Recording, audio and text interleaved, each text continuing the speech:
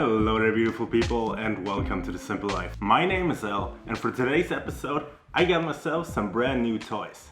So I tried making fresh pasta the other day and let's just say the results weren't quite ideal. So today I'm coming back with proper equipment and I'm looking to make some really basic egg noodle pasta all the way from scratch.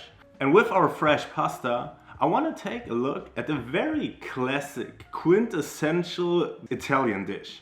We're making a pasta al ragù, very similar to a bolognese, but I will show you a little bit of my own take on it. We're starting off with the pasta. We're starting off with about 2 cups or 280 grams of flour and we're just turning that out on our work surface. What you want to do if you're starting this without a food processor or a stand mixer, you just want to create a little bit of a well inside of your flour. Just like this. To which I'm adding a mixture of 2 whole eggs and 6 egg yolks. We're just dumping that in the middle. So now we're just starting off with a fork to lightly scramble these eggs. And piece by piece we're going to incorporate more and more of the flour on the outside until a cohesive dough forms. So I'm taking out our fork and I'm just starting to work the flour into the egg. So right now what's happening, we're just combining all the ingredients and we're starting off by slowly kneading this. And we want to knead this pretty heavy for about 10 minutes.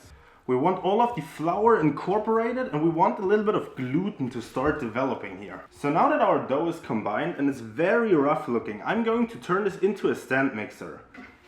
So I'm just putting our dough into our stand mixer bowl and I'm going to mix this until our dough is tacky but not sticky.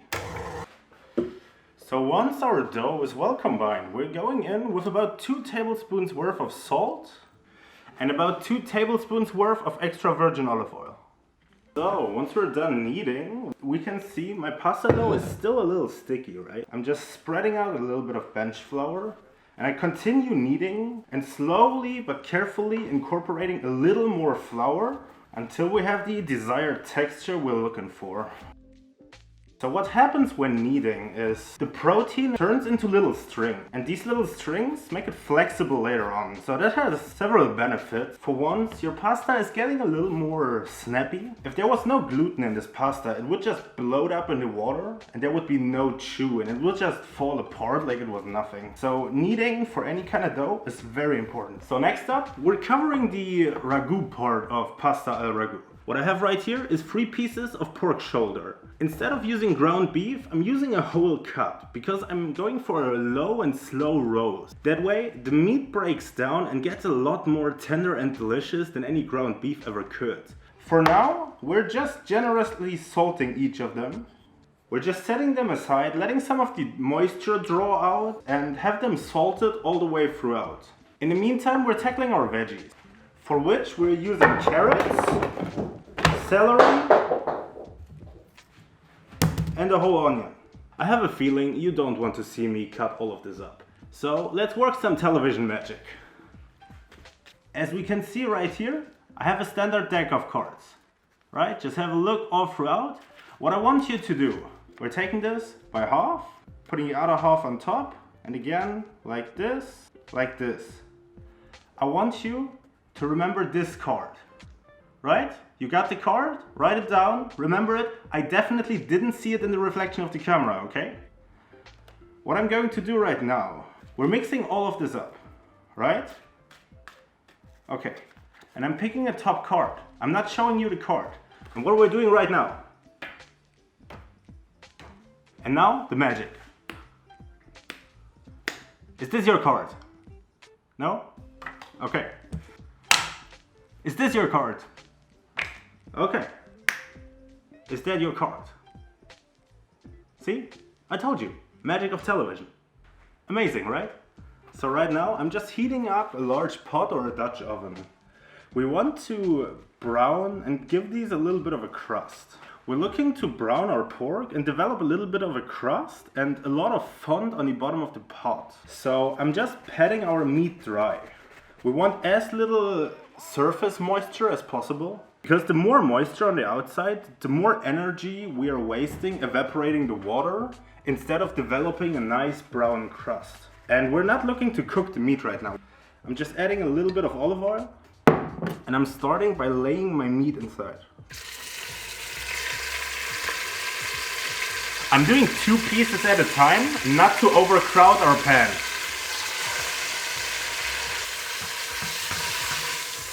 So we can see we're developing a little bit of a crust on the outside, and there's a little bit of fond starting to form in the pot. I'm going to scrape that up and cook that into our sauce. So once I'm happy with the browning on the meat, and more importantly, all of the fond in the bottom of our pot, I'm just adding a little bit more olive oil. And then I'm starting to sweat our onions.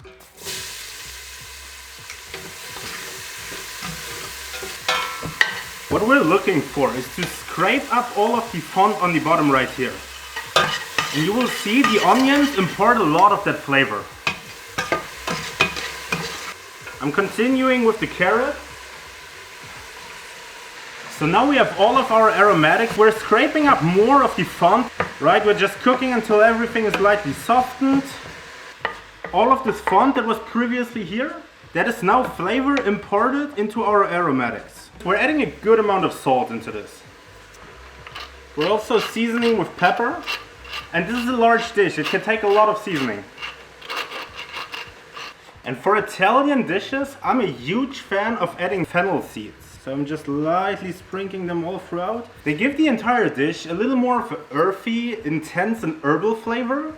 And you get this light note of licorice. And I myself, I don't like licorice at all. But the note that fennel gives is quite nice. Now we're just incorporating everything. And we're deglazing with a red wine. If you were to do Ragù al Bianca, then you might just want to use a regular stock or a white wine. I would really suggest for cooking, use a dry red wine and don't buy anything that's labeled cooking wine. Because if it's cooking wine, it's too bad to sell as a regular wine and then you might as well just not add it. So we're just adding a healthy glug of that. About half a bottle for me. Whenever I'm cooking with wine, I like to cook heavy with wine. And what we're doing right now, we're just letting that simmer, cook off the alcohol. We're starting to develop a really nice fragrant smell here. What I'm doing right now, you could use stock, but this is plenty flavorful already. So I'm just adding about 2 cups of water to this. And we're going back in with our pork shoulders. We're just lightly submerging everything. Instead of cooking it on the stovetop, we have a lot of directional heat from the bottom and it can burn and cook the meat unevenly. We don't want that, so we're transferring this into a medium to high oven for about 2 hours. So this simmered for about an hour and I just now realized that I didn't add any tomato. So that gives us an opportunity to see what's happening here. We're still very liquidy. You can already feel the tenderness of the meat. I'm sure I could almost break this apart with a wooden spoon. And one thing to note, very important for later on, you can see a little bit of fond, right? The same way we were building on the bottom of the pan, we are now building on the side of this pot. That is something we definitely want to scrape down later on. For the time being, I'm just adding a little bit of tomato paste. Tomato paste is a lot more concentrated than regular tomato sauce is, and it improves the flavor by a great margin. Some whole canned San Marzano tomatoes. Kind of just breaking these up a little and mixing them all around. And I'm also adding a few fresh basil leaves and some chopped parsley. I'm not really following a specific recipe. One of the beauties of Italian cuisine is you have a somewhat small pool of ingredients. Like all of the ingredients in Italian cuisine are just so good and they work in every combination. I currently have our sauce back there sizzling. Our pasta dough has been resting for about 3 hours now, so it's about time to make some actual pasta out of it. I have a lot more than we are going to need because I doubled up the recipe. So I'm just going to take a small piece. And even with fancy machinery, we still can't quite dodge some manual labor. So we're just lightly dusting our dough and the rolling pin. Pressing that down and slightly rolling back and forth.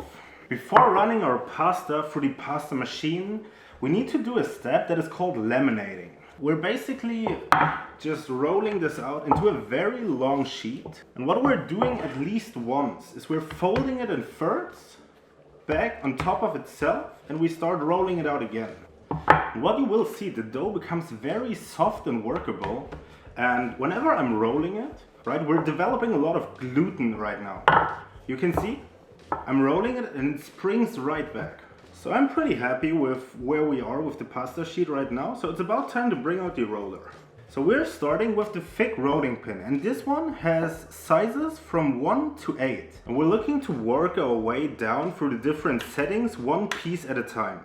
It is very important to not rush this step, as otherwise your pasta might just break up later on. So we can see this right now is very elastic, and that's what we want. But we still need to be very careful when handling these. So we're just lightly dusting our pasta sheets and we're starting to feed them through our rolling pins. We're applying no force whatsoever. We're really just lightly guiding them through the pasta roller itself and letting it do all of the work. We're starting on size 1, which is the largest. And you can see we're getting significantly smaller here. So really keep in mind, go one step at a time, otherwise you will break your pasta or your sides will curl up in a way that you really just don't want to see. And you will see, so we're on a setting 4 right now. Our pasta sheets are getting significantly longer the thinner we go. So we're just going to cut that in half.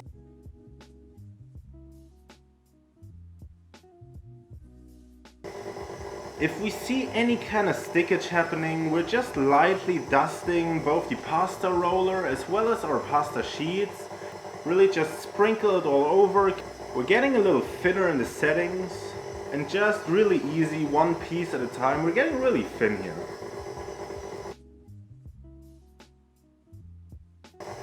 And you will see, so we're on a setting 4 right now. Our pasta sheets are getting significantly longer.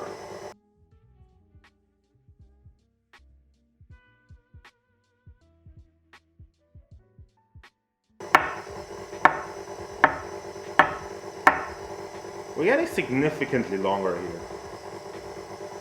So if we're getting too long to work with properly or to fit our work surface, we're just cutting that in half. Very carefully, not really pressing down on the pasta. And we just continue going thinner and thinner, one setting at a time. So we can see we're already as thin that I can clearly see my hand shining through our pasta layer, and that's very good. Right now we're doing a 7. And we can see our pasta sheet is lightly curling up on the sides here. It's starting to get very thin. I'm thinking this might be a little too much, but we will see where it takes us. Okay, now we're moving up to our pasta cutter. You need to flour both your pasta sheets and your pasta cutter.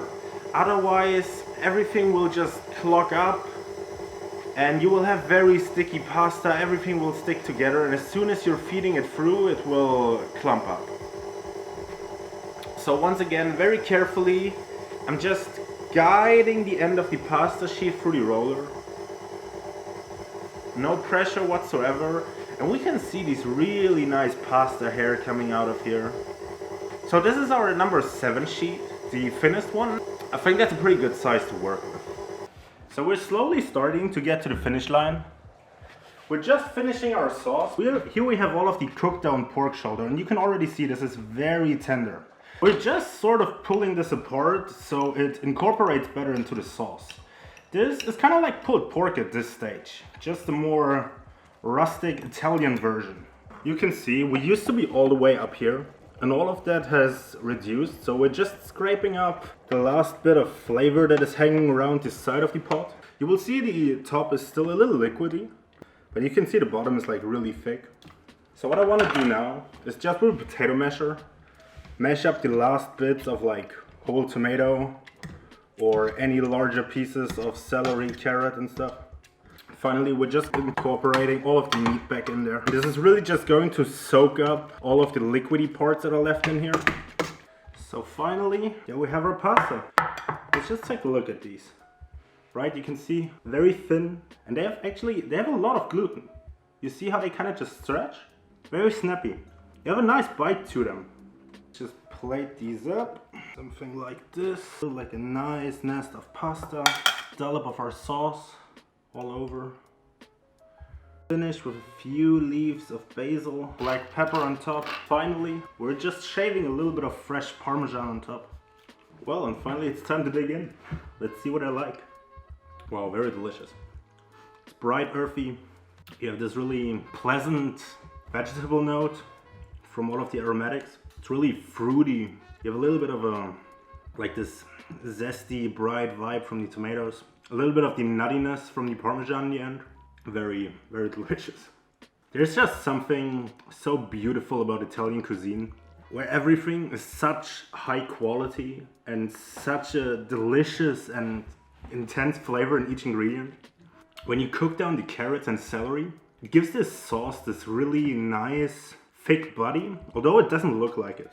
And the pasta has a nice bite to it. It's different to cooking dried pasta al dente, but it's this very snappy and firm noodle. It's definitely worth all of the work.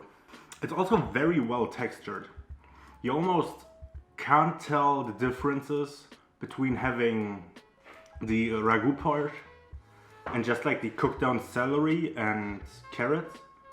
They get like a meaty vibe. It's very delicious. You've made it to the end of the video. What an achievement. I know, right? You can check my latest video out right up here. And a little secret, just between you and me, that one right here, hand selected just for you. I assure you, great humor, insane production value, you're gonna have a blast. Thanks for watching, and I will see you next video.